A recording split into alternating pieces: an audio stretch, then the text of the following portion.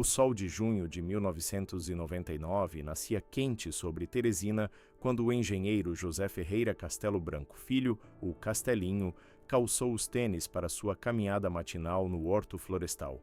Ele não sabia, mas aqueles seriam os últimos passos de sua vida. Um homem descia de uma motocicleta, disfarçado de assaltante, mandava que ele se abaixasse, tirasse os tênis. E quando Castelinho obedeceu, um único disparo certeiro na nuca o jogou sem vida sobre o chão ainda úmido de orvalho. O crime era uma execução, não um assalto. E os fios dessa trama levariam os investigadores até um nome sussurrado em todo o Nordeste. Um nome que atravessava fronteiras estaduais como fantasma, que aparecia em dossiês policiais desde os anos 1980, mas que poucos ousavam pronunciar em voz alta.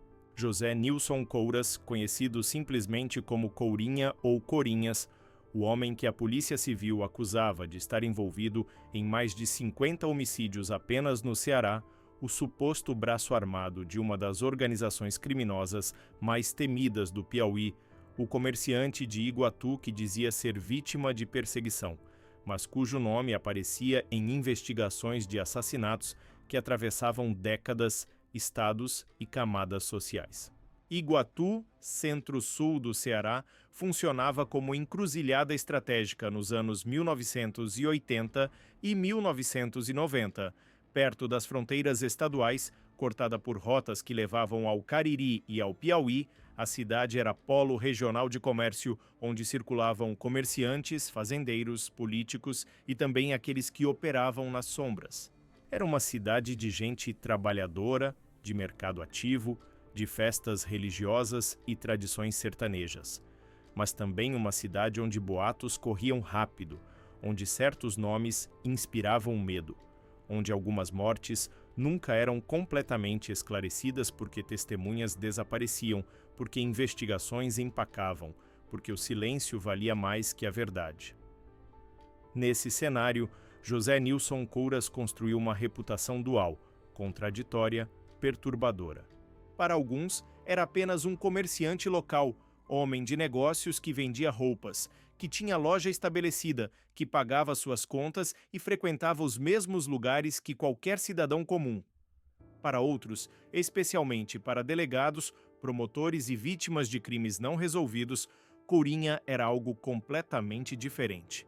Era o pistoleiro frio, calculista, discreto, que atravessava fronteiras para executar contratos de morte, que mantinha rede de contatos com figuras poderosas, que operava com proteção informal, que o tornava quase intocável.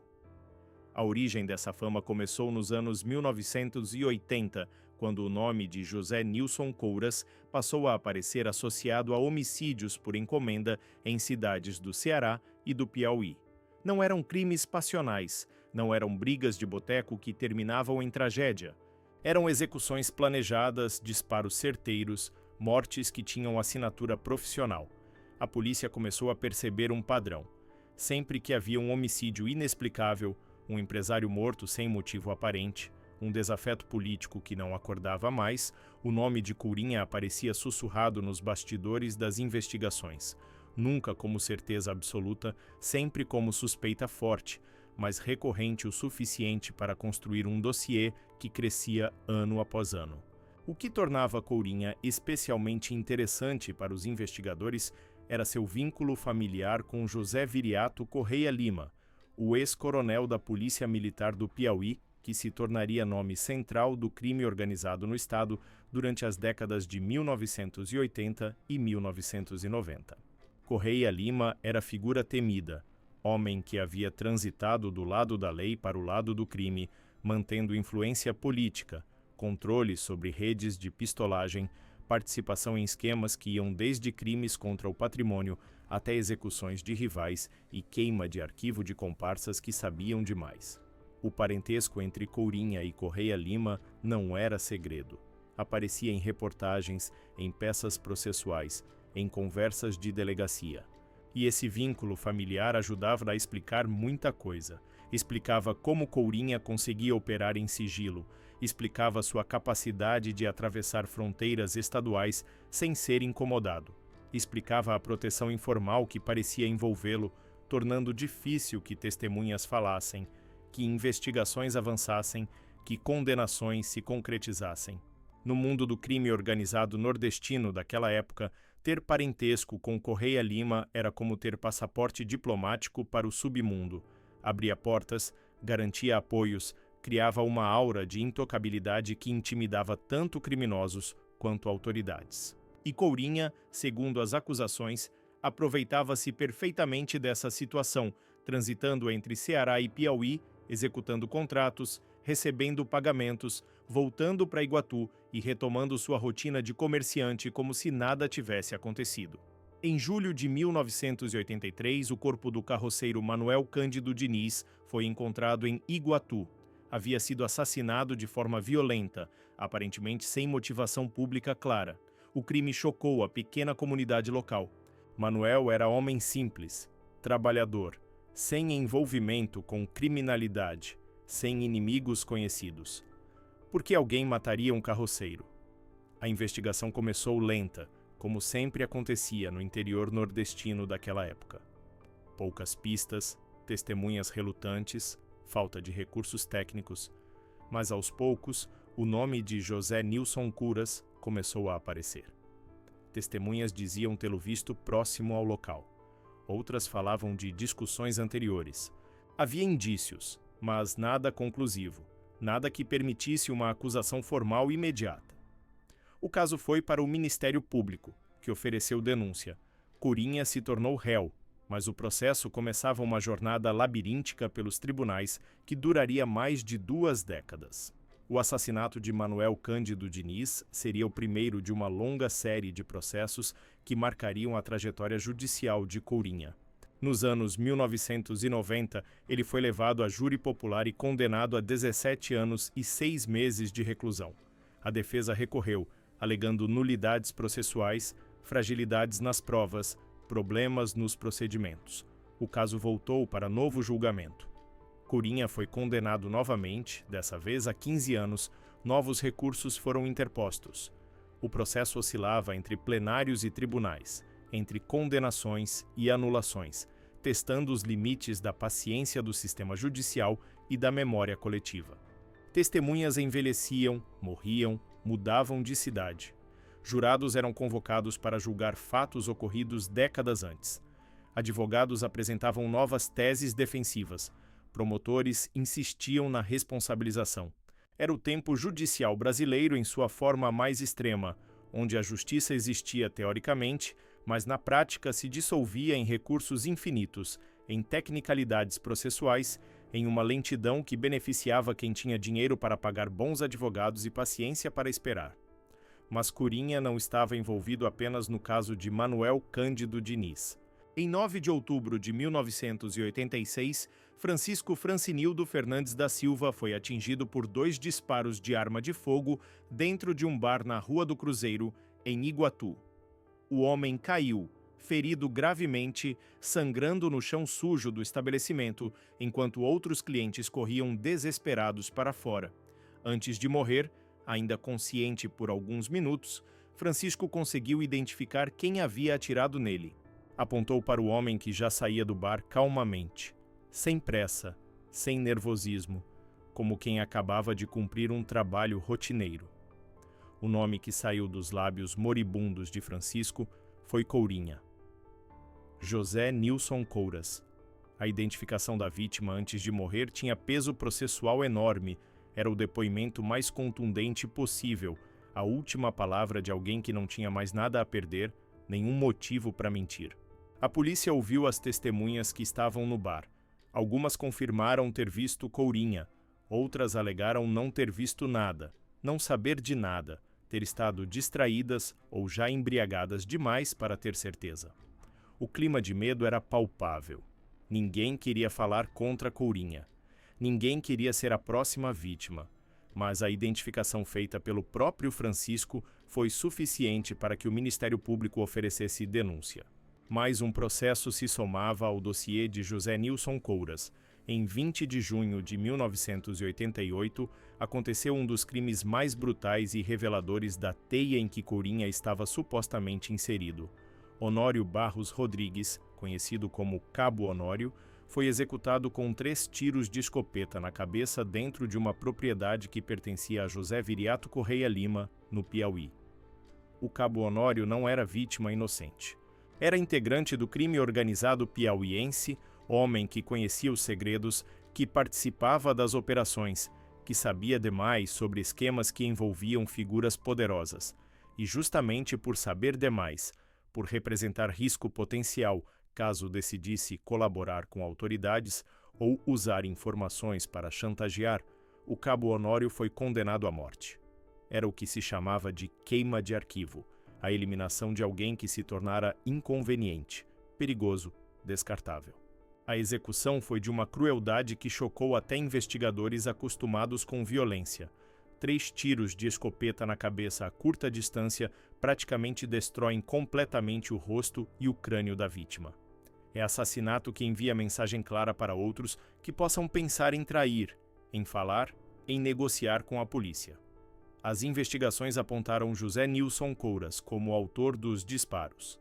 Segundo a acusação, Courinha teria sido designado pelo próprio Correia Lima para executar o Cabo Honório. Era missão de confiança, tarefa que exigia frieza, discrição e lealdade absoluta. Courinha teria cumprido o contrato perfeitamente, eliminando o homem que se tornara problema para a organização. A partir desse momento, a imagem de Courinha como simples pistoleiro de aluguel começou a mudar. Ele passou a ser visto como algo mais perigoso, mais conectado, mais central na rede criminosa. Não era apenas o executor que recebia dinheiro e cumpria contratos de desconhecidos. Era o braço armado de Correia Lima, o homem de confiança do ex-coronel, aquele que resolvia os problemas mais delicados da organização. Essa percepção aumentou exponencialmente a reputação de Courinha no submundo criminal. Ser conhecido como o braço armado de Correia Lima significava ter poder, ter proteção, ter capacidade de operar sem medo, mas também significava estar no radar constante das autoridades, porque tudo que envolvia Correia Lima eventualmente atraía a atenção policial. Em março de 2019, foi expedido mandado de prisão contra Courinha pelo estado do Piauí, especificamente pelo assassinato do Cabo Honório. Décadas haviam se passado desde o crime, mas o processo continuava vivo, esperando o momento certo. O mandado, entretanto, nunca chegou a ser cumprido, porque Courinha já estava preso por outros crimes e sua saúde começava a deteriorar rapidamente. Mas entre todos os crimes atribuídos a José Nilson Couras, um se destacava pela crueldade, pela frieza, pela proximidade familiar que tornava o ato ainda mais chocante. Em 1996, Sival Correia Braga, tio de Courinha, foi encontrado morto no Ceará em circunstâncias que pareciam um acidente, mas que a investigação revelaria ser homicídio cuidadosamente planejado. Sival era comerciante, homem de algum patrimônio, pessoa que confiava no sobrinho. E essa confiança seria usada contra ele da forma mais trágica possível. Segundo a acusação do Ministério Público, o crime tinha motivação puramente patrimonial. Apólices de seguro de vida haviam sido feitas em nome de Sival, somando centenas de milhares de reais. O beneficiário dessas apólices era José Nilson Couras. A narrativa construída pelos promotores era de uma armação meticulosa. Courinha teria convencido o tio a fazer os seguros, apresentando-os como precaução normal, como planejamento familiar sensato.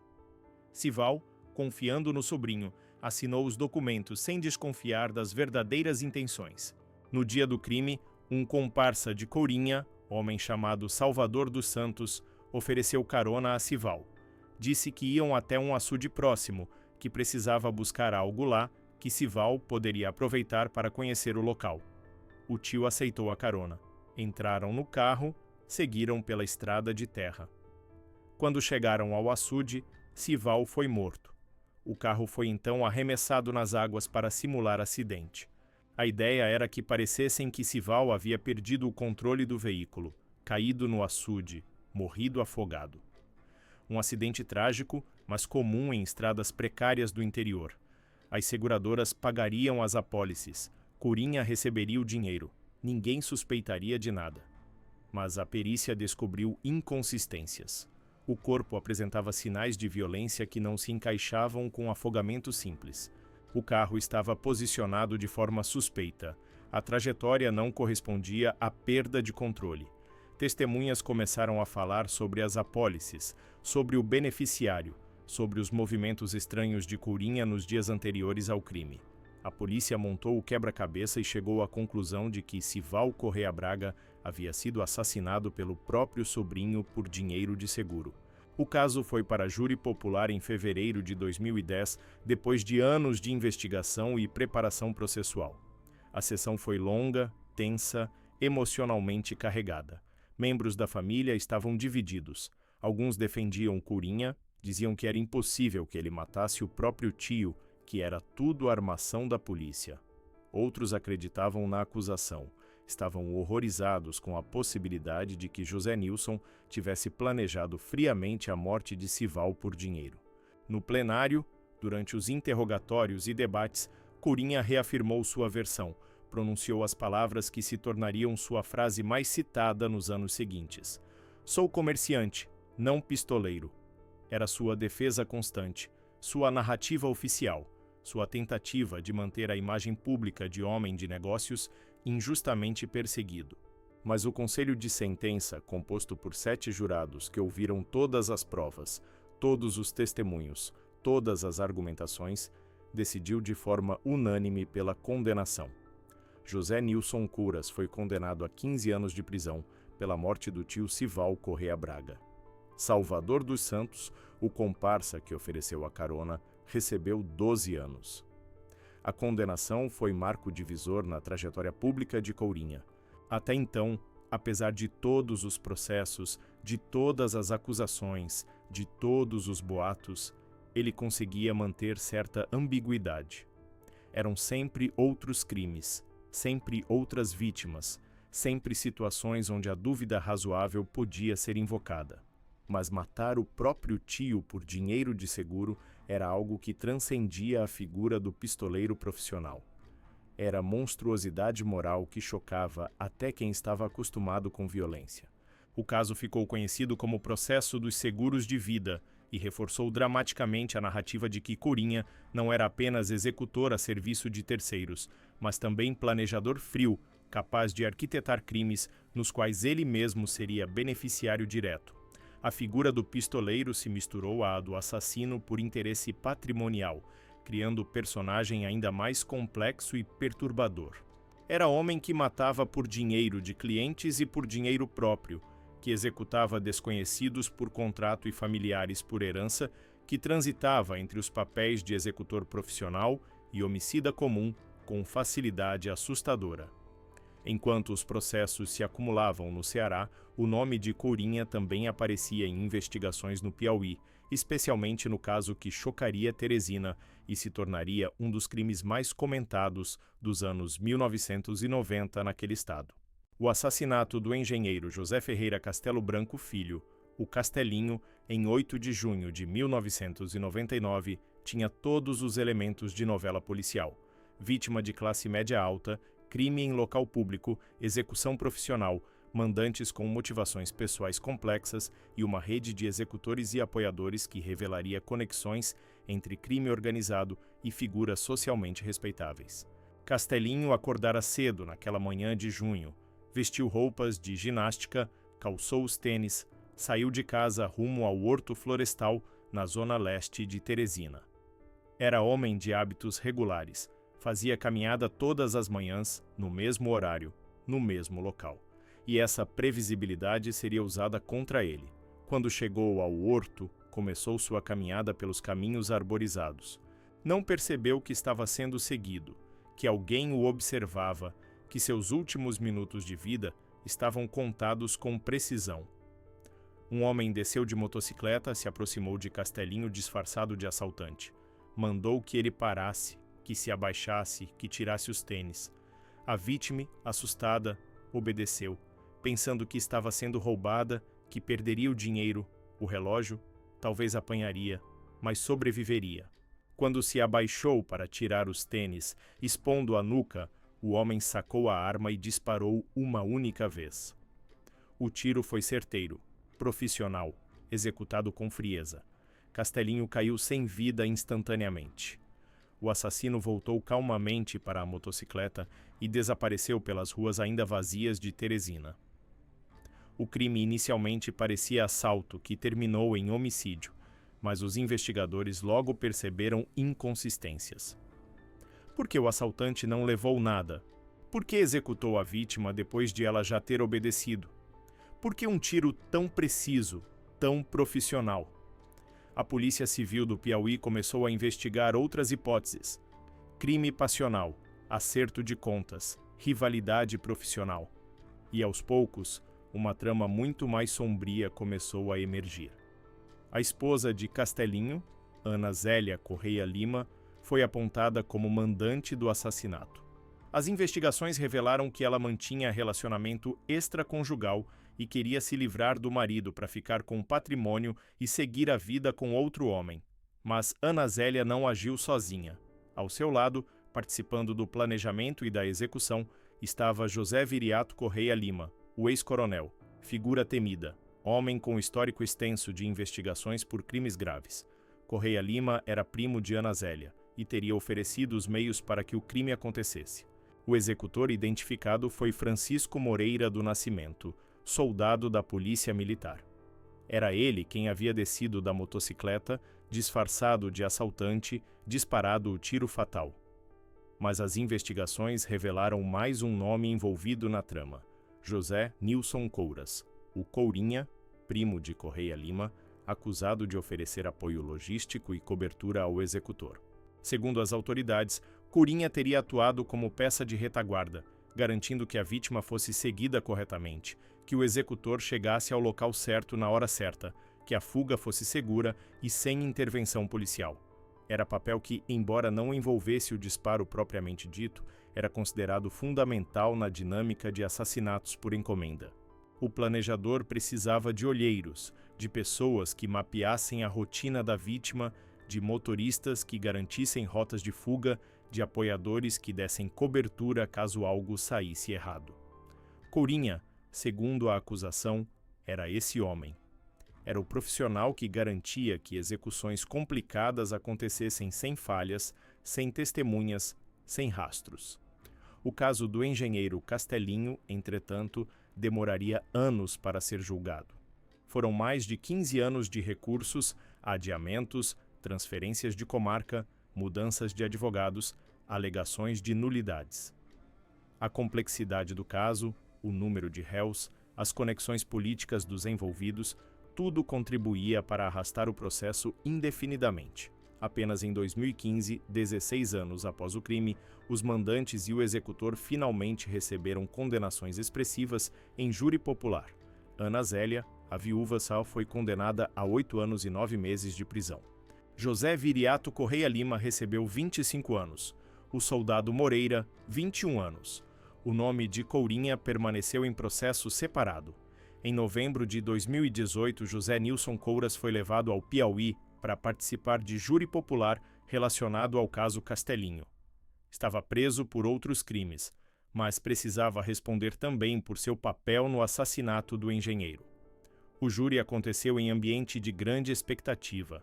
Courinha, já idoso, com saúde debilitada, sentou-se no banco dos réus e mais uma vez negou qualquer participação no crime. Alegou perseguição, insistiu que era comerciante, que nunca havia matado ninguém, que tudo era armação de inimigos e de policiais que queriam destruir sua reputação. Mas os jurados, depois de ouvirem todas as provas e testemunhas, decidiram de forma diferente. Courinha seria mantido preso, aguardando definição final de pena em um processo que se arrastava tanto quanto todos os outros em que estava envolvido. O caso Castelinho entraria para a história policial nordestina como exemplo perfeito da teia de relações entre crime organizado, figuras conhecidas socialmente e pistoleiros de aluguel. E Courinha estava sempre no meio dessa rede, conectando pessoas, facilitando crimes, garantindo que contratos de morte fossem cumpridos com eficiência. Ao longo dos anos 1990 e 2000, o nome de José Nilson Couras apareceu em dezenas de investigações. Delegados que trabalhavam em homicídios não resolvidos no interior do Ceará invariavelmente esbarravam em seu nome em algum momento. Testemunhas sussurravam que ele tinha sido visto na cidade dias antes da morte de fulano. Informantes diziam que Cicrano havia contratado Corinha para resolver um problema. Delatores mencionavam que a organização de Correia Lima usava Corinha para serviços especiais. Era presença constante, nome recorrente, suspeito eterno.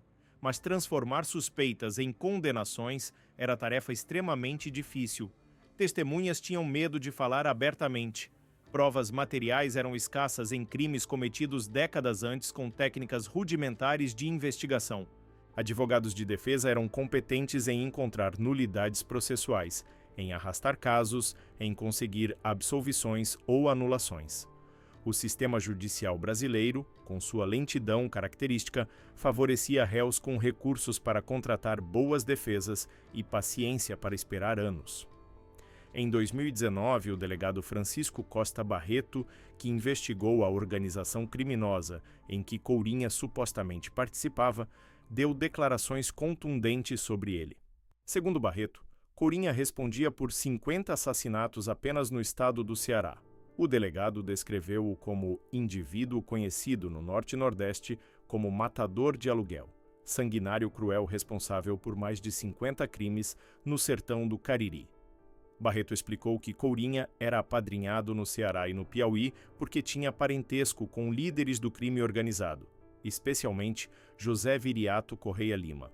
Esse apadrinhamento, segundo o delegado, explicava a capacidade de Corinha operar por tanto tempo sem ser definitivamente neutralizado.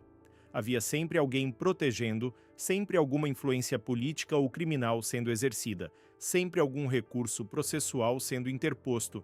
Mas mesmo com toda essa proteção, com todo o poder de sua rede de contatos, Corinha não era invencível. As condenações começaram a se acumular. A prisão se tornou realidade. E o corpo, depois de décadas de vida violenta, de tensão constante, de fugas e perseguições, começou a cobrar o preço. Entre 2015 e 2019, o nome de José Nilson Couras ainda aparecia em manchetes de jornais, mas já não com a mesma frequência ou o mesmo impacto dos anos anteriores. As notícias eram sobre audiências judiciais, sobre recursos sendo julgados, sobre transferências entre presídios. A figura que um dia aterrorizara rivais e testemunhas agora era apenas mais um preso idoso, com saúde precária, aguardando definições judiciais que pareciam não ter fim. No cárcere, Corinha enfrentou complicações de saúde graves, principalmente relacionadas aos rins. Relatos apontam que foi internado diversas vezes, passou por tratamentos intensivos, sofreu com dores constantes.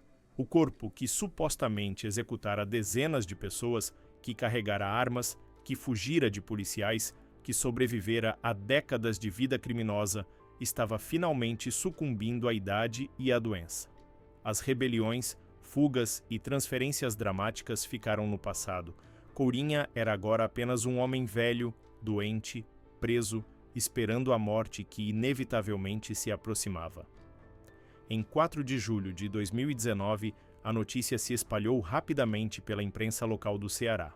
José Nilson Couras, o Courinha, havia morrido aos 70 anos de idade. Ele faleceu na unidade de terapia intensiva do Hospital de Barbalha, no Ceará, por complicações após sofrer acidente doméstico em Iguatu. Os detalhes médicos exatos não foram amplamente divulgados, mas sabe-se que sua condição de saúde já estava comprometida há algum tempo. A morte, quando finalmente chegou, foi por causas naturais agravadas por sua condição física debilitada, não pelos tiros que tantos esperavam que um dia o alcançariam. O enterro aconteceu discretamente no interior do Ceará, longe dos grandes holofotes que um dia seguiram cada movimento de Corinha. Não houve comoção pública, não houve multidões, não houve discursos inflamados. Foi cerimônia pequena, reservada, frequentada apenas por familiares próximos que preferiam não dar declarações à imprensa. Para muitos moradores de Iguatu que viveram os anos 1980 e 1990, a notícia da morte de Corinha trouxe sentimentos misturados. Alívio por saber que aquela figura perturbadora não estava mais nas ruas. Tristeza pela constatação de quanto sangue havia sido derramado, quantas vidas destruídas, quantas famílias devastadas por décadas de violência. Para delegados e promotores que perseguiram Courinha por anos, a morte representava o fim de um capítulo longo e frustrante. Haviam conseguido algumas condenações, mas sabiam que muitos crimes ficaram impunes, muitas vítimas nunca tiveram justiça, muitas famílias nunca souberam exatamente o que aconteceu com seus entes queridos. A lentidão do sistema judicial brasileiro, combinada com a proteção informal que Courinha desfrutava através de suas conexões, permitiu que ele escapasse da responsabilização completa por décadas de atividade criminosa.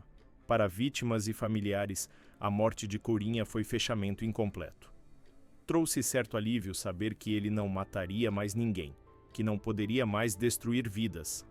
Mas não trouxe justiça plena, não trouxe reparação, não trouxe de volta os mortos. Muitas famílias nunca souberam exatamente o que aconteceu com seus parentes. Nunca tiveram corpo para enterrar.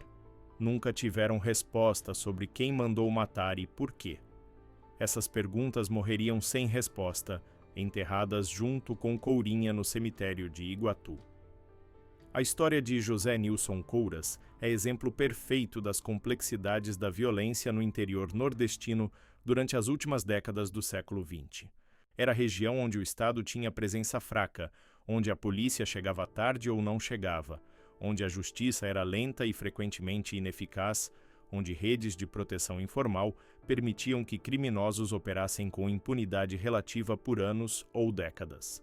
Courinha não era aberração isolada, produto de uma única família disfuncional ou de uma psicopatia individual. Era produto de um sistema que permitia, e em alguns casos, facilitava a existência de redes de pistolagem. Esse sistema incluía políticos que contratavam assassinos para eliminar rivais, empresários que resolviam disputas comerciais com balas em vez de processos judiciais, fazendeiros que expulsavam poceiros através da violência, seguradoras que pagavam apólices sem investigar adequadamente as circunstâncias das mortes, policiais corruptos que avisavam criminosos sobre operações planejadas, juízes que aceitavam propinas para retardar processos, testemunhas que eram intimidadas ou compradas para não falar. Nesse ambiente, homens como Courinha prosperavam. Não precisavam ser particularmente inteligentes ou sofisticados. Precisavam apenas ser frios o suficiente para apertar o gatilho, discretos o suficiente para não chamar atenção desnecessária e conectados o suficiente para ter proteção quando as coisas esquentassem. O parentesco com José Viriato Correia Lima dava a Courinha exatamente essa última vantagem. Tornava-o parte de uma rede que transcendia fronteiras estaduais, que tinha tentáculos na política, na polícia, no judiciário, no crime organizado. A trajetória de Courinha também revela muito sobre a evolução da pistolagem no Nordeste. Nos anos 1980, ainda era atividade relativamente artesanal. Pistoleiros eram contratados através de intermediários, pagamentos eram feitos em dinheiro vivo, crimes eram planejados em conversas de boteco. Não havia celulares, não havia internet, não havia câmeras de segurança em cada esquina. A capacidade de investigação da polícia era limitada por falta de recursos, de treinamento, de tecnologia. Testemunhas eram intimidadas facilmente porque não havia programas de proteção efetivos. Processos se arrastavam porque o sistema judicial estava sobrecarregado e mal financiado. Tudo isso criava ambiente onde pistoleiros como Courinha podiam operar com risco relativamente baixo de punição séria. Mas os anos 1990 e 2000 trouxeram mudanças. A Polícia Federal começou a atuar mais fortemente em crimes que cruzavam fronteiras estaduais. Tecnologias de investigação melhoraram. Bancos de dados foram criados para cruzar informações. Programas de proteção a testemunhas foram estabelecidos, ainda que precariamente. A imprensa passou a dar mais atenção a crimes de pistolagem, criando pressão pública para que autoridades agissem. CPIs foram instaladas para investigar redes criminosas. Lentamente, o cerco começou a se fechar ao redor de figuras como Courinha e Correia Lima. Não foi processo rápido, não foi processo linear. houve muitos retrocessos e frustrações, mas eventualmente a acumulação de processos, de condenações, de prisões começou a produzir efeitos. Corinha passou seus últimos anos preso, não mais como pistoleiro temido e livre, mas como réu condenado, aguardando definições judiciais. A morte de Corinha em 2019 encerrou capítulo importante da história criminal do Ceará e do Piauí, mas não encerrou o legado de violência que homens como ele deixaram. Dezenas de famílias ainda carregam a dor de terem perdido entes queridos em execuções que nunca foram completamente esclarecidas. Centenas de crimes permanecem tecnicamente não resolvidos, com inquéritos arquivados ou processos prescritos. A sensação de impunidade que permitiu que Corinha operasse por décadas ainda existe em muitas partes do interior nordestino, onde o Estado continua ausente ou ineficaz, onde a justiça continua lenta, onde testemunhas continuam com medo de falar. E novas gerações de pistoleiros continuam surgindo, adaptando-se às novas tecnologias, encontrando novas formas de operar, mantendo viva uma tradição de violência que remonta a séculos de história brasileira. O caso de Iguatu, especificamente, ilustra como uma cidade inteira pode viver sob sombra da violência por décadas. Durante os anos em que Corinha estava ativo, moradores locais sabiam ou suspeitavam de sua identidade como pistoleiro, mas poucos ousavam falar abertamente sobre isso. Havia código de silêncio não oficial, baseado em medo, em lealdades familiares, em percepção de que falar poderia custar a vida. Comerciantes continuavam fazendo negócios com Corinha, vizinhos continuavam cumprimentando-o na rua, conhecidos continuavam mantendo aparências de normalidade. Era como se toda a cidade estivesse participando de teatro macabro, onde todos sabiam da verdade, mas ninguém podia admiti-la publicamente. Esse silêncio coletivo era em si forma de cumplicidade, não moral necessariamente, mas prática. Permitia que Corinha mantivesse sua dupla vida de comerciante respeitável e pistoleiro temido. Quando processos importantes contra Corinha foram levados a júri popular, frequentemente o Ministério Público pedia desaforamentos, mudanças de local de julgamento para outra comarca. O argumento era sempre o mesmo. Em Iguatu, jurados poderiam se sentir intimidados pela reputação do réu, por suas conexões, por medo de retaliação caso votassem pela condenação. Alguns desses pedidos foram aceitos, outros negados. Quando aceitos, júris eram realizados em Fortaleza, onde teoricamente jurados estariam mais protegidos pelo anonimato da capital. Mas mesmo em Fortaleza, a fama de Corinha o precedia. Seu nome era conhecido por qualquer pessoa que acompanhasse minimamente notícias policiais do Ceará. A acusação de envolvimento em mais de 50 homicídios criava a atmosfera pesada nos plenários.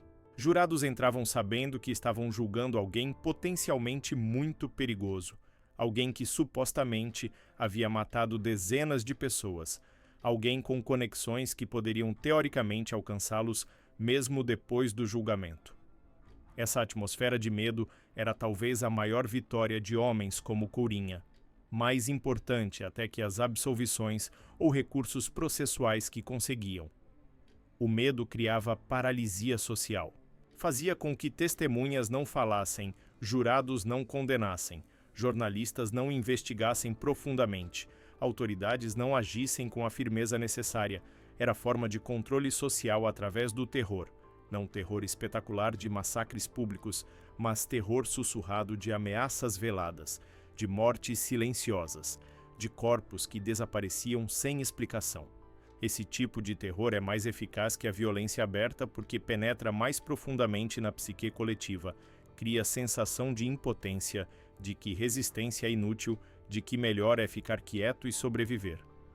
A relação de Corinha com José Viriato Correia Lima merece análise mais detalhada porque ilustra perfeitamente como redes de crime organizado funcionavam no Nordeste daquele período.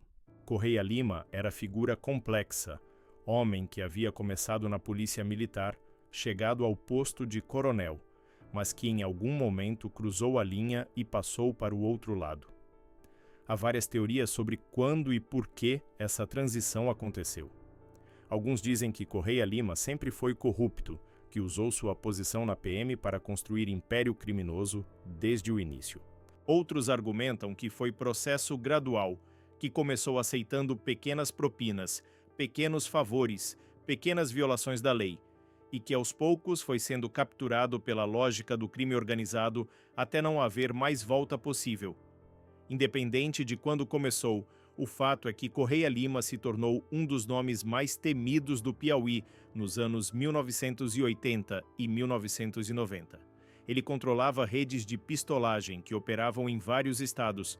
Tinha participação em esquemas diversos, desde crimes contra o patrimônio até execuções políticas. Mantinha contatos com políticos, empresários, outros criminosos. E usava familiares como Courinha para executar trabalhos que exigiam confiança absoluta. Parentesco de sangue, no mundo do crime organizado, funciona como garantia de lealdade muito mais forte que qualquer contrato ou acordo. Courinha, como primo de Correia Lima, estava inserido nessa rede desde o início, tinha acesso privilegiado, tinha proteção, tinha fluxo constante de trabalhos. Em troca, era esperado que demonstrasse lealdade absoluta, que nunca falasse, que protegesse os interesses da família criminal, mesmo que isso significasse sacrificar interesses pessoais. Era pacto silencioso, mas absolutamente vinculante. Trair significaria não apenas prisão ou morte, mas desonra familiar que se estenderia a gerações. O caso do Cabo Honório ilustra perfeitamente essa dinâmica. Honório era parte da organização, conhecia segredos, participava de operações, mas em algum momento, por alguma razão, tornou-se passivo de risco. Talvez estivesse pensando em colaborar com autoridades. Talvez estivesse usando informações para ganho pessoal. Talvez simplesmente soubesse demais e sua existência era ameaça permanente. Independente do motivo específico, Correia Lima decidiu que Honório precisava ser eliminado. E para a tarefa tão delicada, tão importante, tão arriscada, chamou Courinha. Era trabalho que não podia ser delegado a qualquer pistoleiro de aluguel. Precisava ser alguém de confiança absoluta. Alguém que executaria o serviço com eficiência e nunca falaria sobre isso, mesmo sob pressão policial, mesmo sob ameaça de longas penas de prisão. Courinha era esse homem, e executou Honório com 3 tiros de escopeta na cabeça, enviando mensagem clara para qualquer outro membro da organização que pensasse em trair ou falar demais. A brutalidade do método, escopeta a curta distância, destruindo completamente a cabeça da vítima, não era acidental. Era escolha deliberada, mensagem visual poderosa. No mundo do crime organizado, forma como alguém é morto comunica tanto quanto o fato da morte em si. Morte rápida, limpa, profissional, indica execução de negócios, nada pessoal. Morte brutal, demorada, espetacular, indica punição, exemplo, aviso. Os 3 tiros de escopeta na cabeça do Cabo Honório eram da 2ª categoria. Era forma de Correia Lima dizer a todos os outros membros da organização: vejam o que acontece com quem me trai, com quem pensa em falar com a polícia, com quem se torna problema. Não haverá morte rápida, não haverá misericórdia, apenas destruição brutal. E Courinha, como executor dessa mensagem, tornava-se parte fundamental do sistema de controle pelo terror que mantinha a organização coesa. O assassinato do tio Sival revela outra dimensão da personalidade de Courinha, ainda mais perturbadora que sua atuação como pistoleiro profissional. Uma coisa é matar estranhos por dinheiro, é ato moralmente condenável, criminoso, violento, mas há certa lógica transacional nele. Pistoleiro recebe pagamento, executa contrato, segue em frente. Não há envolvimento emocional, não há história pessoal, não há traição de vínculos afetivos. Mas matar o próprio tio, homem que confiava em você, que tratava você como família, que assinou apólices de seguro porque acreditava que estava fazendo favor ao sobrinho, e fazê-lo puramente por ganância financeira, isso transcende a figura do pistoleiro profissional e entra em território da psicopatia. Revela frieza emocional, capacidade de compartimentalização extrema, ausência de vínculos afetivos normais que caracterizam sociopatia. Corinha não apenas matou Sival, mas planejou sua morte cuidadosamente. Manipulou-o para assinar seguros, usou comparsa para dar carona fatal, simulou o acidente para enganar seguradoras. Era operação que exigia planejamento de longo prazo, paciência, capacidade de fingir afeto enquanto preparava assassinato. Esse crime talvez tenha sido o mais revelador de todos sobre quem José Nilson Couras realmente era. Não era apenas pistoleiro cumprindo contratos de terceiros. Era indivíduo capaz de matar qualquer pessoa, incluindo família próxima, se houvesse benefício financeiro suficiente. Era homem sem limites morais identificáveis, sem linhas vermelhas que não cruzaria, sem código de honra mesmo distorcido. E isso o tornava ainda mais perigoso que pistoleiros comuns que pelo menos operavam dentro de certas regras não escritas do submundo criminal. A condenação por esse crime, em 2010, foi momento de justiça rara na trajetória de Courinha. Jurados, depois de ouvirem todas as provas, todos os testemunhos, decidiram unanimemente que ele era culpado. Não houve divisão, não houve dúvidas, não houve votos pela absolvição. Era raro em júris brasileiros, onde normalmente há pelo menos alguns jurados que votam diferentemente da maioria. A unanimidade indicava que provas eram extremamente fortes, que história contada pela acusação era convincente, que jurados sentiram repulsa moral pelo ato de matar o próprio tio por dinheiro de seguro. A frase "sou comerciante, não pistoleiro", repetida por Courinha em diversos momentos ao longo dos anos, tornou-se quase mantra, tentativa desesperada de manter narrativa alternativa diante das evidências acumuladas. Era a frase que funcionava em dois níveis. Primeiro, era defesa legal, negação das acusações, afirmação de inocência necessária para processos judiciais. Segundo, era tentativa de manter imagem pública que permitisse continuar vivendo em Iguatu, mantendo negócios, relacionando-se com comunidade. Se admitisse publicamente ser pistoleiro, tornaria impossível manter vida dupla. Então insistia na versão de comerciante injustamente perseguido, vítima de delegados que precisavam de bode expiatório, de promotores que queriam fazer carreira, de inimigos que queriam destruí-lo. Era a narrativa que encontrava alguma receptividade porque correspondia a visões preexistentes sobre corrupção policial, sobre arbitrariedades do sistema judicial, sobre perseguição a pessoas influentes por autoridades ressentidas. Mas cada nova condenação tornava essa narrativa mais difícil de sustentar. Uma condenação podia ser erro judicial. Duas podiam ser coincidência infeliz. Mas quando chegavam a 3, 4, 5 condenações, por crimes diferentes, em épocas diferentes, com testemunhas diferentes, evidências diferentes, a narrativa de comerciante inocente perseguido injustamente começava a desmoronar. Mesmo defensores mais leais de Courinha começavam a ter dúvidas. Mesmo familiares mais próximos começavam a se perguntar se havia verdade nas acusações. E essa erosão gradual de credibilidade era talvez punição mais efetiva que as próprias penas de prisão. Courinha passou últimos anos de vida não apenas preso fisicamente, mas também preso moralmente, carregando o peso de reputação destruída, de família envergonhada, de legado manchado permanentemente por décadas de violência. A morte dele em julho de 2019 fechou o ciclo, mas deixou questões abertas. Quantos dos crimes atribuídos a ele realmente foram cometidos por ele? O delegado Barreto mencionou mais de 50 homicídios apenas no Ceará, mas Courinha foi condenado por número muito menor. Muitos casos nunca foram completamente investigados. Outros foram arquivados por falta de provas, outros prescreveram. A diferença entre número de crimes atribuídos e número de condenações é fenômeno comum em casos de pistolagem. Natureza desses crimes dificulta enormemente a produção de provas judicialmente válidas. Testemunhas têm medo, provas materiais são escassas, executores são profissionais em não deixar rastros. Tempo que passa entre crime e julgamento corrói memórias e enfraquece testemunhos.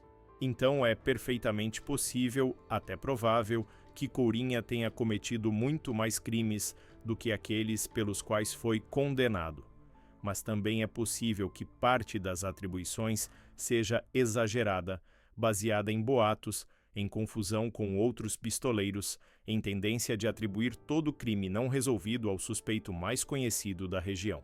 A verdade provavelmente está em algum ponto intermediário. Courinha quase certamente cometeu múltiplos homicídios ao longo de sua carreira. As condenações que recebeu sugerem padrão consistente de comportamento violento. O vínculo com Correia Lima coloca-o dentro de rede criminosa, que definitivamente estava envolvida em pistolagem em larga escala.